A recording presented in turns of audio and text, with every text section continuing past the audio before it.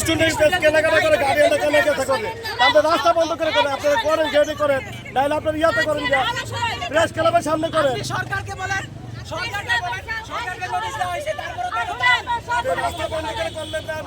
press ক্লাবের সামনে করেন সরকারকে দোষ দিয়ে লাভ নাই আমরা সরকারকে জানাইছি সরকার এখনো পর্যন্ত কোনো আশার বাণী দেয় না এই জন্য কি রাস্তা বন্ধ করে দিবেন আপনারা আমরা এখানে আসছি রাস্তা বন্ধ করে দিবেন আমরা এমনি এখানে আসছি সর্বদা ভদ্রতা যদি বজায় না থাকে তাহলে একটা দেশে এমনি বিপর্যয় হয়ে যাবে একটা এখন তো দেশে সরকারই নাই একটা তত্ত্বাবধায়ক সরকার এখন তো সরকারই নেই আপনার দাবি আদায় করেন রাস্তার ভিতরে স্বাধীনভাবে এরা পড়াশোনা করতে পারে সেই পরিবেশ আমরা চাই না দিতে চাই না এই জন্য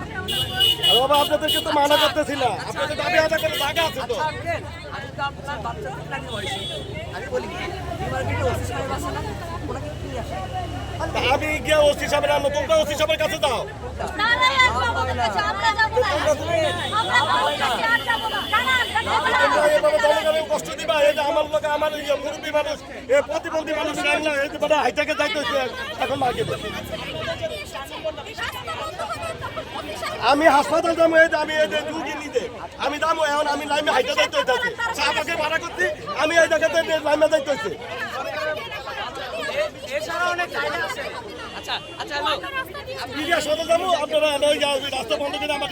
রিক্সা ভাড়া দিন